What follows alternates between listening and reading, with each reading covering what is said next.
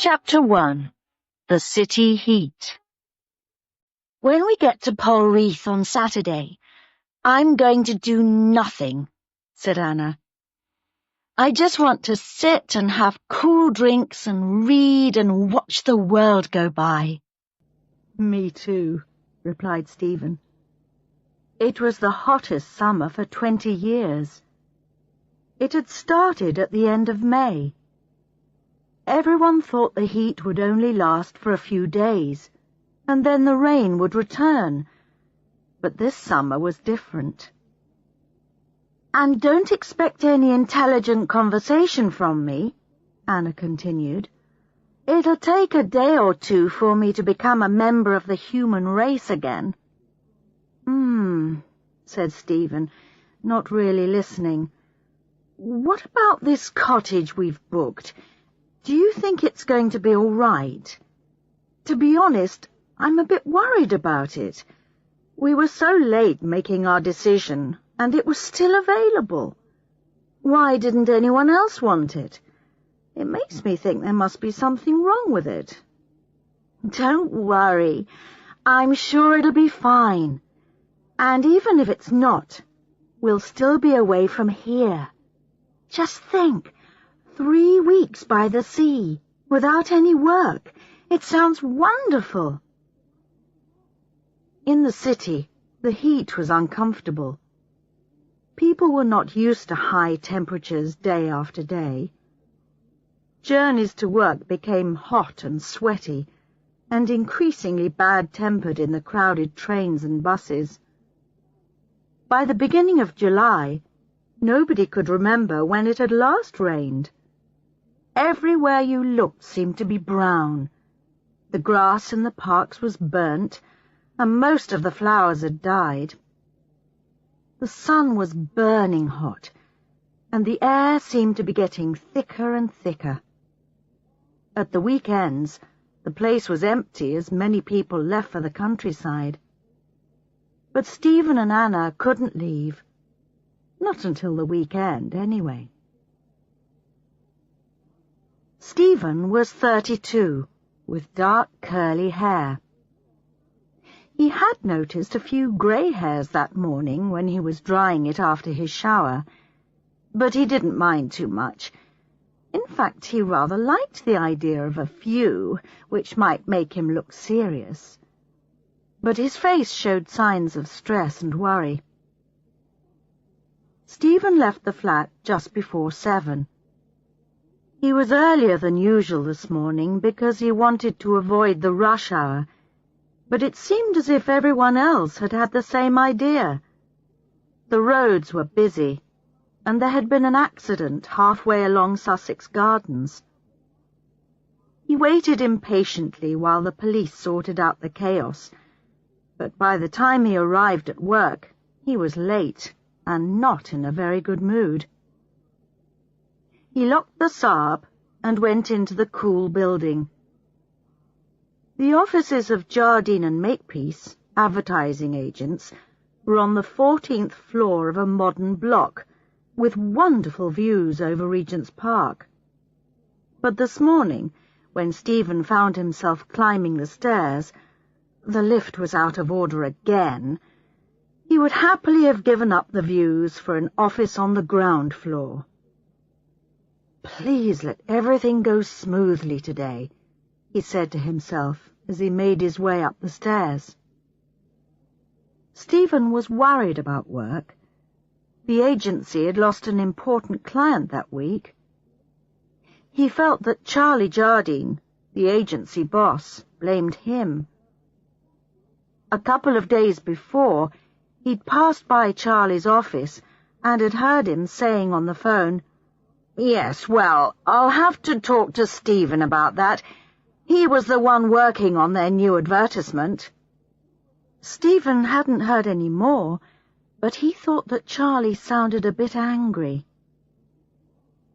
He wondered if it was a bad time to go on holiday. Perhaps his job would disappear when he was away. But he didn't want to miss this break. And in any case, Anna would kill him if he suggested cancelling. so he said nothing to her about his worries. He often found it hard to talk about his problems, even with Anna. God knows why. She was usually willing to listen. In his mind, he would think through different ways of opening the conversation with her, but everything he thought of sounded so obvious. "I'm worried about work," or "I'd like to talk to you about something." In any case, he really preferred to work things out himself, but he knew he was not easy to live with when he didn't talk much. "Morning, Mark. Another lovely day," panted Stephen, and sat down to get his breath back. His shirt was wet and sticking to his back. "Morning, Stephen," said Mark. "I'm not sure if it is a lovely day. Claire's away. She's got food poisoning or something, so between us we've got to do her work as well as our own." "Oh, hell! Just what I needed to hear," replied Stephen. Anna's last day began even earlier. At 6:30 that morning, she yawned as she walked across to St. Philip's Hospital. It was another beautiful morning, for her the best time of the day, when the air was still fresh and the day was still full of promise. Her nurse's cap sat comfortably on her short blonde hair. She looked fresh and efficient in her blue uniform. She loved her job as a nurse, but it was hard. There always seemed to be so much to do, more than ever since the new manager had arrived. "This weekend, when we're away," she thought, "I'm going to get up early and walk along the beach before anyone else is awake." Then she laughed at the idea of getting up early when she didn't have to. Well, maybe she would. Who knows? Holidays can change people.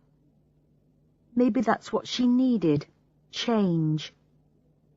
She was 30 and had been working at St. Philip's since she'd finished her training. Perhaps it was time to move on. Later in the day, she went to say goodbye to Michael Barton, a favourite patient who was recovering from a major operation. "Have a wonderful holiday," he said. "Thanks, I will, and I hope I won't see you when I get back," replied Anna. And as soon as she said it, she realized what a stupid thing it was to say. "I mean, I hope you won't still be in hospital. You know, you'll be back at home," she said quickly. "It's all right, love. I know you weren't talking about me dying. I hope I don't see you either, although I'll miss you looking after me. Bye. All the best." She left the ward knowing that this time tomorrow she would be in a different world. She got off the hospital bus at the end of her street and walked slowly home, thinking about a cool beer in the back garden. They were lucky. Their flat was on the ground floor of a 19th-century house, and the garden at the back was theirs. The garden wasn't big, but it was a wonderful place to escape to in the summer. She wondered what sort of day Stephen had had. She knew something was worrying him, but was too tired to do anything about it. Anyway, she knew from past experience that it was no use asking directly. He'd once told her that he could only talk about difficult things after they were past and no longer difficult. "I'll find out what it is on holiday," she thought, "when we've got more time and energy." As Stephen was about to leave the office that evening, Charlie Jardine called him into his office and told him that there were going to be some changes in the next month, that probably one member of staff would have to go. Be made redundant, was how Charlie said it. But Stephen thought, sacked, fired, dismissed. was what he really wanted to say. Then Charlie said, "But of course, I don't want to lose you." Why didn't that make Stephen feel better? He left work with a heavy heart.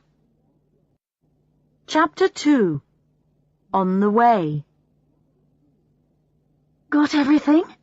asked Anna. "I don't care if we haven't," said Stephen. "Let's go. You drive." "Okay. We've got to stop at Rebecca's to leave our keys with her," said Anna, shutting the front door quietly behind her. "She said she'd come in and make sure everything is okay while we're away, remember? Oh, and did you write down a holiday address for her? She said she wanted it in case of emergencies, though I don't think I want to know if there are any emergencies, do you? No, where did I put the car keys?" "You always think you've lost the keys, and you never have," said Stephen. "I think you just say it to annoy me. Get in and drive.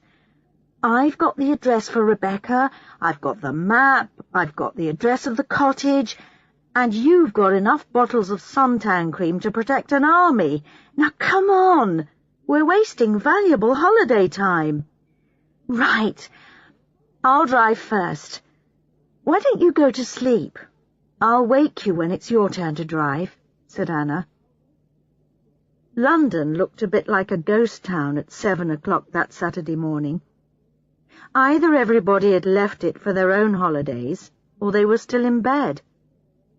It was good to leave the city behind as Anna set off west along the M4 on the 500-kilometre drive to Polreath. Polreath was a small, quiet fishing village on the northwest coast of Cornwall, with a few holiday cottages, 2 hotels, and the usual shops, bars, and restaurants. It was famous for its seafood restaurants, lobsters, prawns, crabs, and relatively unspoilt, a great place to relax. It would take most of the day to get there, but Anna was happy to drive. It gave her time to think about last night, when Stephen had come home from work. He'd looked almost ill. He said it was only the heat and the traffic, and he just needed some peace and quiet. He had gone into the garden with a bottle of beer and walked around looking as if he was interested in the flowers, which she knew he wasn't. She had left him alone, and after a while he came in for dinner, seeming a bit more cheerful. They had had a perfectly pleasant evening talking about arrangements for the next day, and had gone to bed without mentioning work.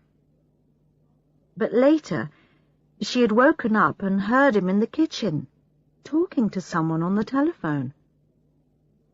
When he had come back to bed, she had pretended to be asleep. In the morning, neither of them had mentioned it.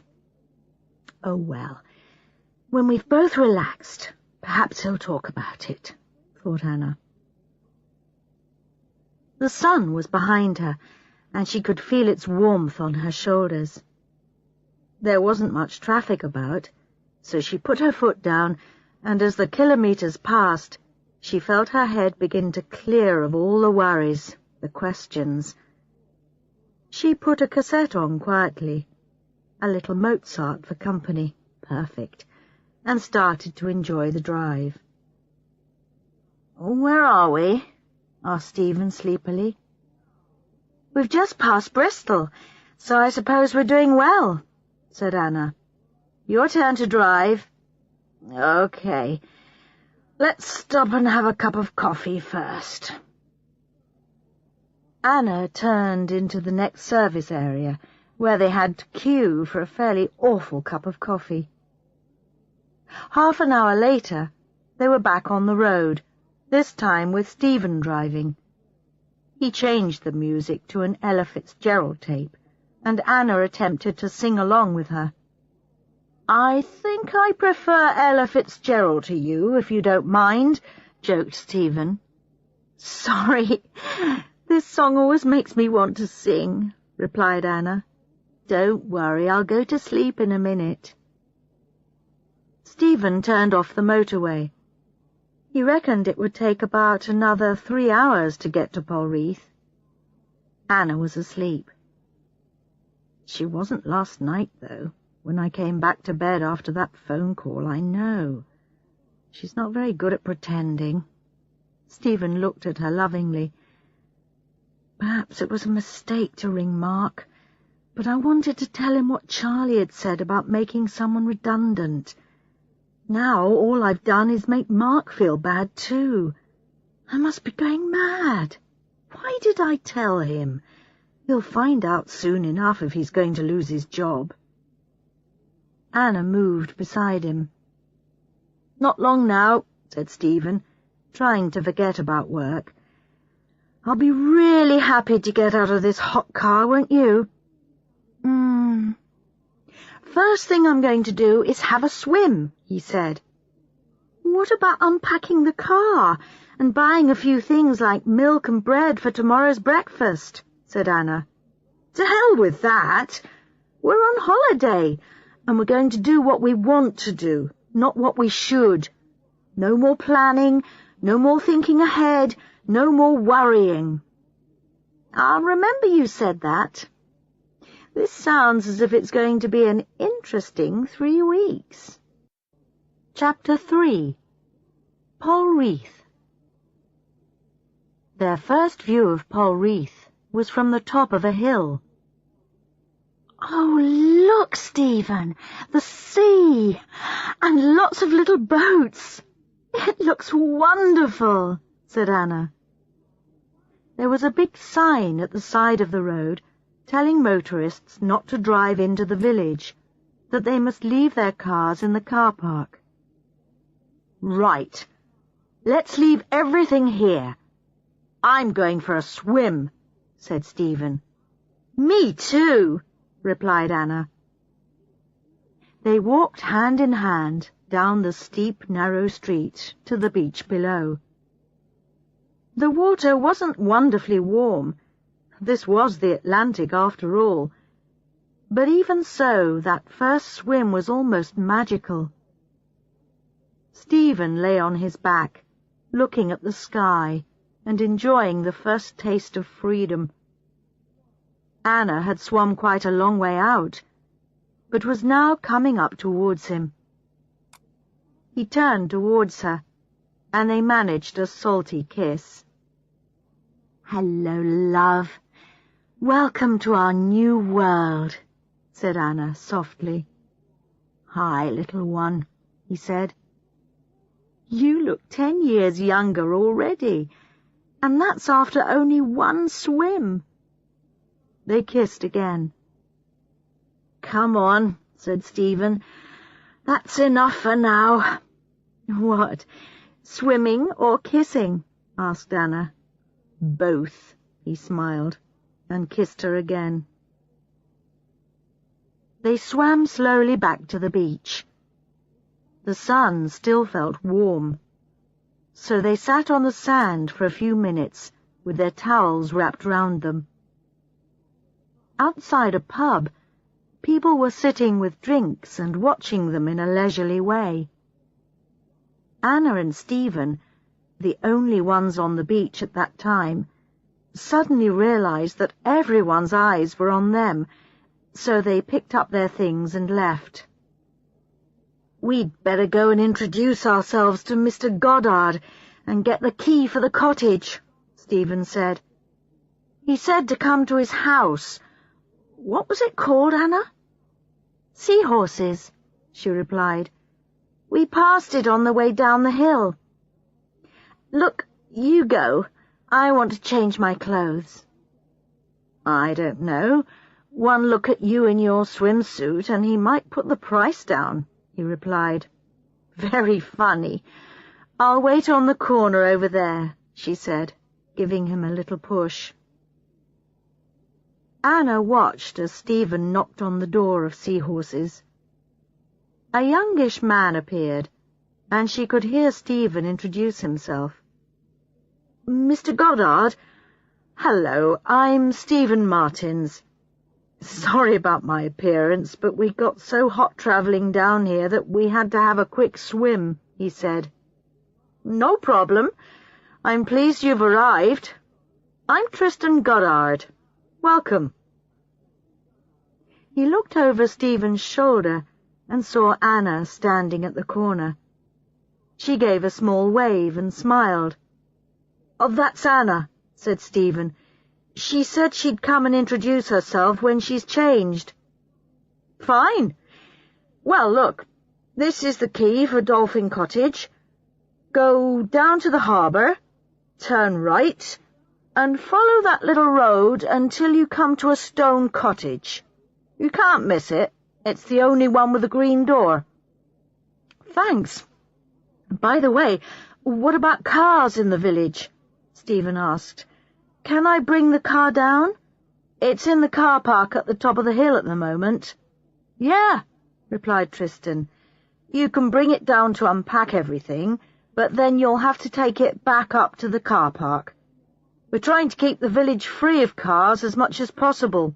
It used to be a real problem with the fishermen trying to get up and down to the harbour in their vans and visitors parking on the streets. So now no visitors' cars are allowed. Sorry." "Well, that's okay," Stephen said. "I'll be perfectly happy without it."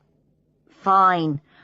I'll come down a bit later then to see that everything's okay," said Tristan. Tristan stood on the step and watched Stephen join Anna. As they walked down the street holding hands, he couldn't help noticing how good she looked in her swimsuit. They seemed very comfortable with each other, he thought, and wondered how long they'd been together.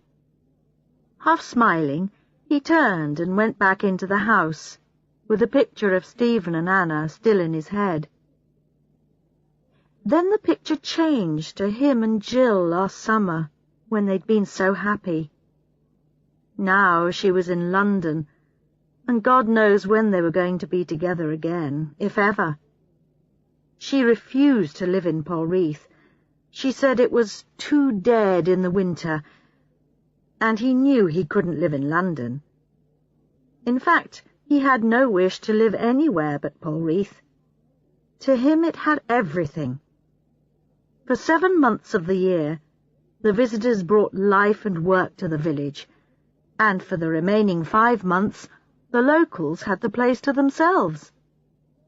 He loved it in the middle of winter, when the sea was rough and the waves crashed over the harbour wall. It was impossible then for any of the fishermen to go to sea, and the village had the feeling of being an island with no way of escape. Jill had wanted to leave as soon as the summer had finished, to go back to the bright lights. This summer she'd been down, and for a few weeks they'd got on as well together as last year. But soon he had seen that she was getting bored. And then the telephone call with the promise of a new, exciting job had pulled her back to London. They still spoke on the phone, but in his heart he knew that the whole thing was over. He sighed sadly and sat down to plan his work for tomorrow. During the summer months, he took visitors in his boat to Skellig, the island off the headland, on fishing trips, and on day-long trips along the coast, and anything else they wanted to do. And he still managed to do a bit of fishing between trips. His first trip was at 9:30, 10 people to take to Skellig. He left the front door open to get a bit more air into the house, and walked down the narrow streets to Dolphin Cottage. "Hello? Anyone at home?" called Tristan. "Oh, hello, I'm Anna. Come in." Anna led the way into the kitchen. Tristan followed, and thought she looked good in jeans, too. Stephen was putting things away in cupboards. "Is everything okay? Have you found your way around?" asked Tristan. Stephen smiled. Yes, everything's just perfect. And thank you for buying the bread and milk and things. How much do we owe you for that? Oh, don't worry about it now. You can pay me at the end.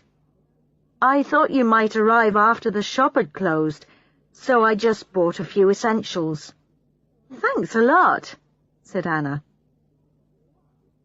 Stephen had told Anna that Tristan seemed very nice, and she had to agree. She found herself almost staring at him. He had the most amazing eyes, sort of strong blue, that seemed to look through you. She thought he must be in his early 30s, about the same age as Stephen, but taller and slimmer, and with those wonderful eyes. He was saying something to Stephen, but she wasn't really listening.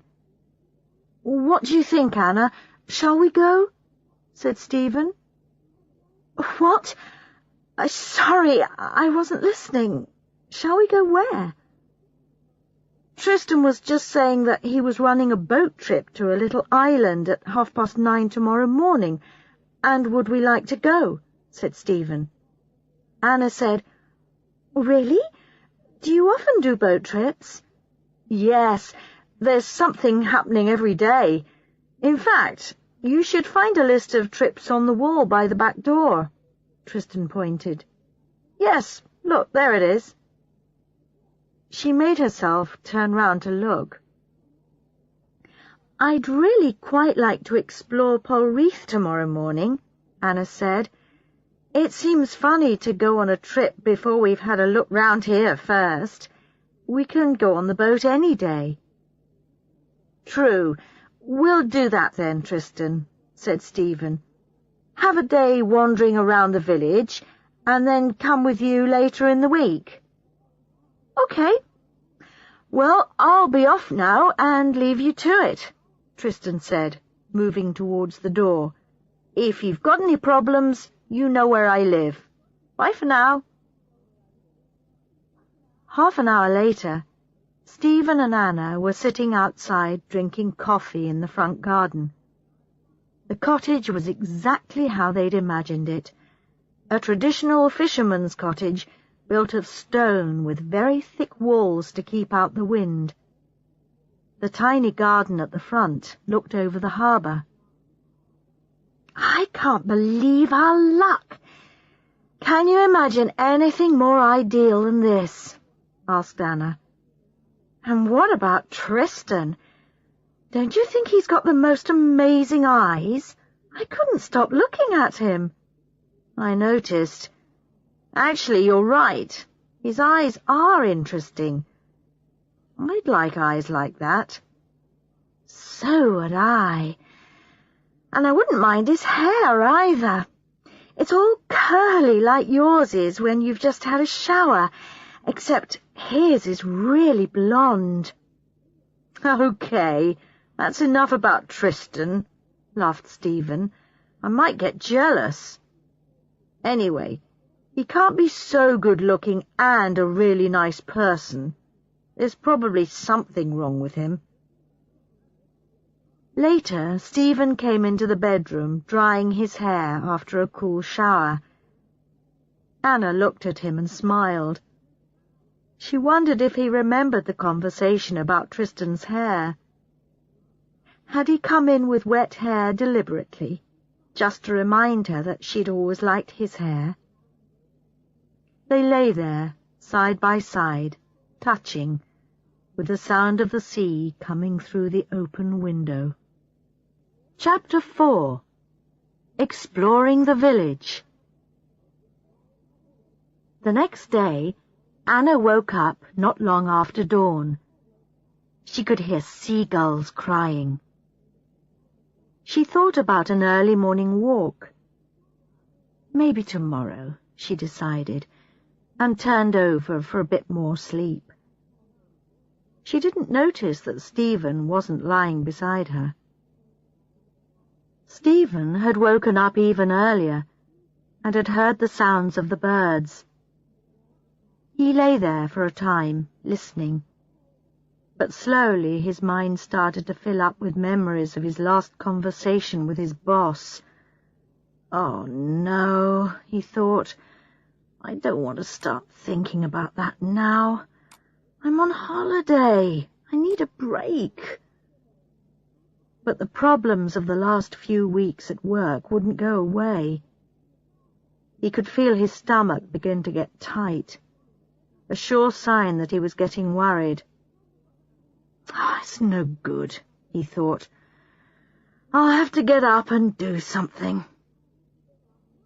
Quietly he got dressed and left the cottage. The sun had just risen, and the air already felt warm. He started jogging up the hill out of the village, hoping that some physical activity would help. By the time he reached the top, he was a bit out of breath. He looked into the car park to make sure the car was still there, then carried on walking. There was a signpost saying footpath, so he went along it. It led to the edge of the cliff. At this point, he was standing about 100 meters above the sea, looking back down onto Polreath Harbour. It was a wonderful view, one he felt he'd always remember. There were 1 or 2 people on their boats in the harbour, including a blonde-haired man. "I wonder if that's Tristan," thought Stephen. He watched the activity in the harbour, and slowly the tightness in his stomach started to go away. He felt calmer. He realized that the problems at work were not going to disappear. He was going to have to think about his job clearly and carefully and decide what he really wanted to do, and try and talk to Anna about it. Once or twice recently, he had seen her looking at him almost angrily. Poor Anna, he thought. She must get fed up with me sometimes. He had started to walk back along the path when he heard voices from the harbour below.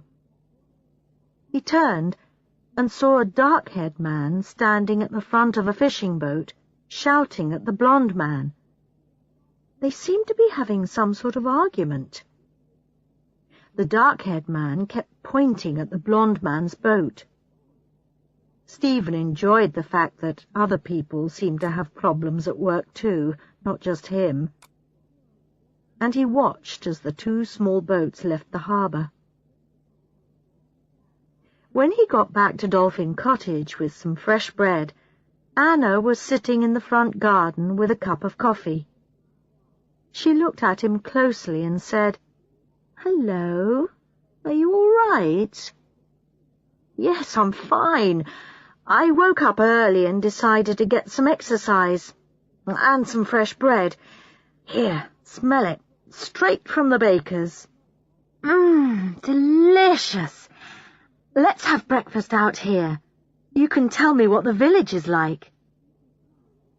Stephen told her about the argument in the harbour and how he was sure one of the men was Tristan, but he didn't tell her what had made him get up so early. Time to get serious later, not now. Stephen and Anna spent the rest of the morning wandering round the village. They walked up and down the narrow streets and paths, looking at everything. Most of the houses near the harbour were like theirs, old stone cottages. There were 1 or 2 which were obviously holiday cottages, but most of them still seemed to be lived in by local people. A bit further away from the harbour, it seemed to be more mixed. Some more modern houses, and 1 or 2 very fine ones, which had probably been built when it had first become fashionable for city people to take their holidays by the sea. In one of the small side streets, they found Philpot's, a restaurant specializing in seafood.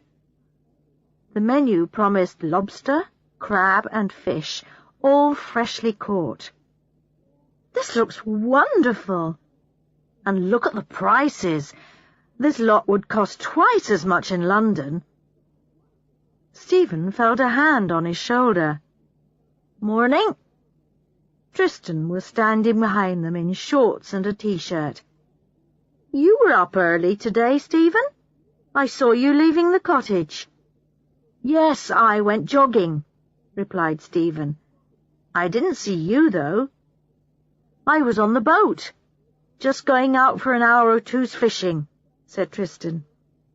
"Ah, so it was him," thought Stephen. "Did you catch anything?" he asked Tristan. "I just put down the lobster pots. I'll go back later and pull them up. I usually get a few and then sell them to this place. So if you eat here tonight, they might be serving my lobsters," said Tristan, looking at Anna. "Great," said Anna. "How was the trip to the island?" "Oh, fine. I left the people there for the day. There's not much to do, but that's what's attractive, I suppose. They just walk round, look at the few people who actually live there, and think how wonderful it'd be to have a house on a small island. They see it on a wonderful sunny day like today and don't think about the times in the winter when it's cut off for days by the storms.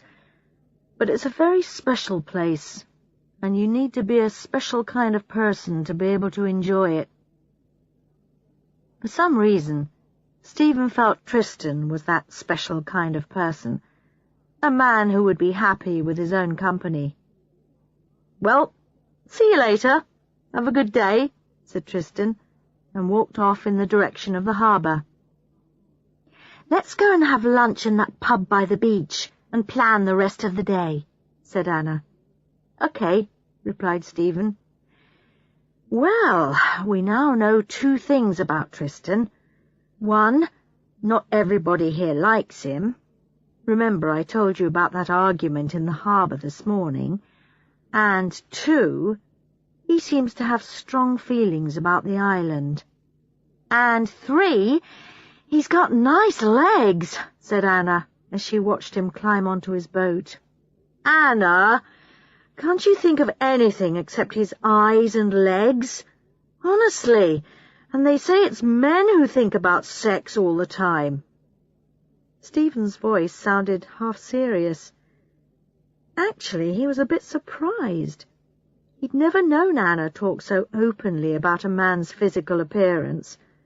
He didn't quite know whether to be worried about it. "It's all right. I'm only joking.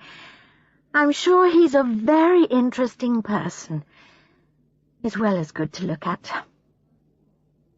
At the Fisherman's Arms, they had crab salads and ice-cold beer. They sat outside in friendly silence and watched the activity on the beach. "Shall we walk over in that direction this afternoon?" Stephen pointed to the left. "We could go along the coast path, see what there is over the hill." "Okay, but let's not hurry off just yet," said Anna. They got some more drinks. Anna stretched out her long legs in the sun and started to read the guidebook for the area. Stephen watched her while drinking his beer. Everything about her seemed so familiar. She looked so happy sitting there, like a cat in the sun, he thought. She's got a lovely face, so full of life and smiles, except when I worry her with my silences. He suddenly heard a loud voice behind him. "Bloody Tristan!" said a man at another table. "He thinks he owns the village. Why does he want to buy another house? He's already got 2. How many more does he want?" "Shh! Not so loud, Jack. In any case, you don't know if he does yet," said the man sitting with him in a low voice.